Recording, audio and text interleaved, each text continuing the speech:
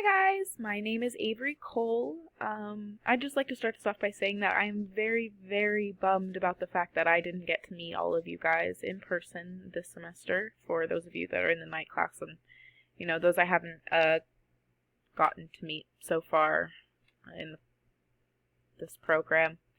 So this is my Share My Findings, and my topic is on service learning in interpreter education, which is a topic that is very near and dear to my heart. And I'm going to start this off by sharing with you guys a little bit of my own personal experience with service learning. So that's me. So I have been signing pretty much my entire life. I took it all 4 years in high school, and in doing so, it turns out that I actually had a connection from my high school sign language teacher to an interpreter for a church that I attended. And in finding that out and getting to speak to the interpreter, 3 years ago, I was given the incredible opportunity to start interpreting the music for a church called CCV, which I don't know if some of you know what that is, but it's a pretty large church. I interpret for the Surprise campus, mostly, and then when COVID started, I got to start doing it online, which is where that is from. So I've been doing that for the last 3 years, mostly just the music portion and sometimes the communion. This past weekend, actually, for the very first time, I got to interpret an entire 45-minute message. So that was a lot of fun. So in sharing that with you, I'm going to go ahead and start explaining what service learning is. So service learning is, it combines learning objectives with community service to provide a pragmatic and progressive learning experience while meeting societal needs. So what that means is, I feel that it's pretty self-explanatory. So in that, you serve the community, and in that you're supposed to take away certain learning objectives.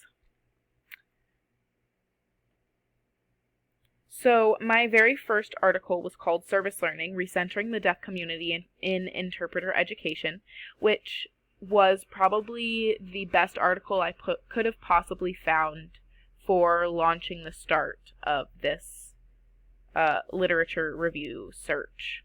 So there's my authors, the year, and the link.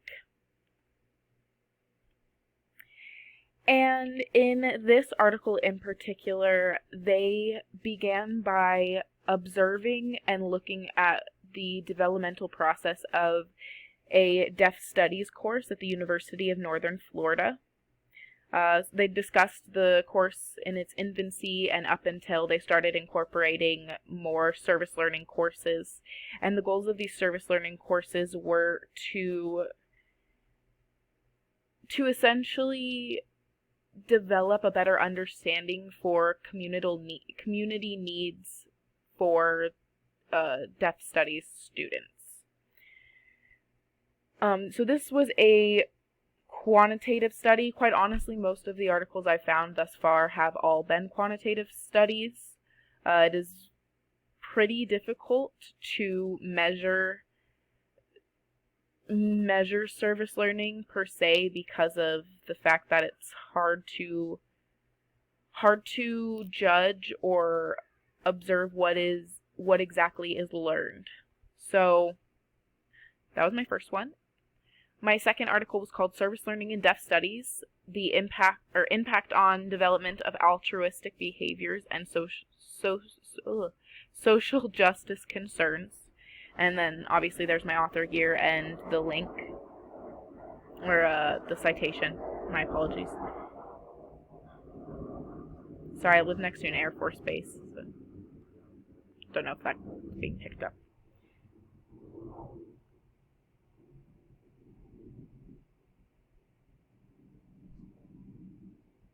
So in the second article, it was a literature review, and so, obviously it looked at a bunch of different other articles and kind of developed more of a consensus on what service learning is and the characteristics in which people who partake in and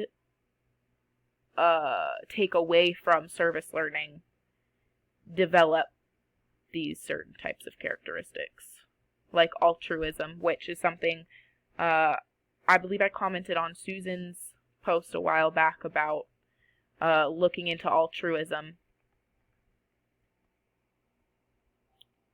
So this article highlighted the 4 phases of developmental process for serving the community, and from that it was things like connectedness, ability, reflection, and accountability, I believe. I think reflection's wrong, it's from a different article, but it was very, very close to that. And then it broke that into the 8 stages, into those 4 categories into 8 stages, to which they then tested 2 different college deaf studies classes partaking in service learning courses in a pre and post test questionnaire survey type situation. And they found that in multiple of those phases, such as the accountability and the connectedness, that most students had felt an increased positivistic outlook on what service learning is and what it is that the community needs. So my third article was called Expanding the Self Through Service Learning. Article year citation. And so this article proposed the concept of self-expansion, and what that is doing things and partaking in certain activities that you feel will develop you into a better person or develop better characteristics that you need for future things.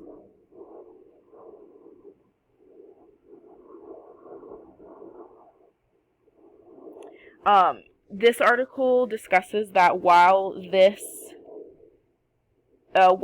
is a very effective, service learning is very effective, it is only effective if it is conducted with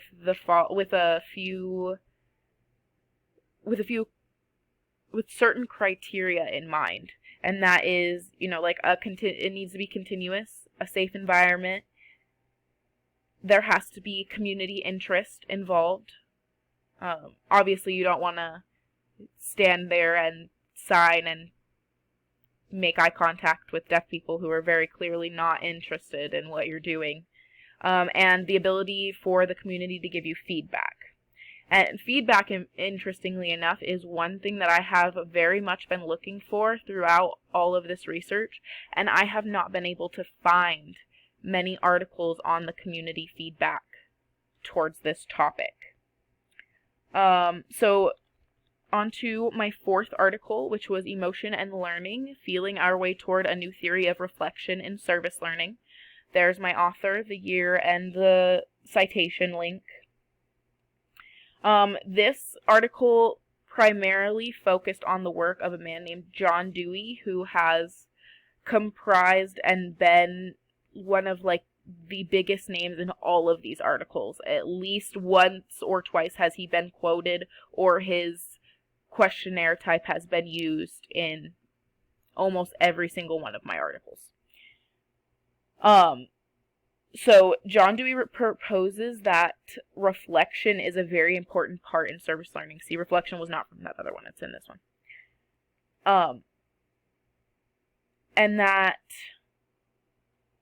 that in order for service learning to be effective, it must require links to learning objectives, be guided, occur regularly, permit feedback, and encourage the exploration of personal values, so like altruism and self-expansion. And then finally, my last article was Service Learning in Deaf Studies, Integrating Academia and the Deaf Community. there's my sources and author and year and stuff. And so this last article proposes that the importance of building a bridge between deaf studies students and community in real life situation is vital to the development of self. That students must feel that they are growing and benefiting in order to proceed and continue through something like interpreting. This article also proposed something very intriguing to me because it's something that I strive for personally, and that is the idea that we all learn something from one another. And this article specifically states that they believe the deaf community can learn something from students in allowing this type of learning environment. And I really enjoy that because we all know that it is very important to receive feedback from our consumers and to have an open mind when being given feedback, even from our peers and from our teachers and all of that. And this article also discussed two of the biggest key concepts that have been in all of these articles, except they've just carried different names. So the biggest key concepts were reflection and reciprocity. So, they've been used, there's been different names for them in every single one of these articles, but every single one has pointed back to the fact that you need to have the characteristics and the attitude of somebody who has the ability to help others, as well as the ability to reflect back and see what it is that we're learning, what the goal for learning was in the experiment. And so to further my learning, I would really still like to continue. Most of my articles were qualitative, and I would really love to find some quantitative research backing what is being stated in these. And I understand that that's something that's very difficult to do because service learning is primarily based on emotion and feeling. So if I don't find quantitative, I will be all right. I would just like to find that, as well as feedback from community. I would like to find something that says that community members feel that it is beneficial to them also, as well as they see some sort of development in the generations of interpreters coming out of service learning projects and courses. So yeah, that was my share my findings. Thanks.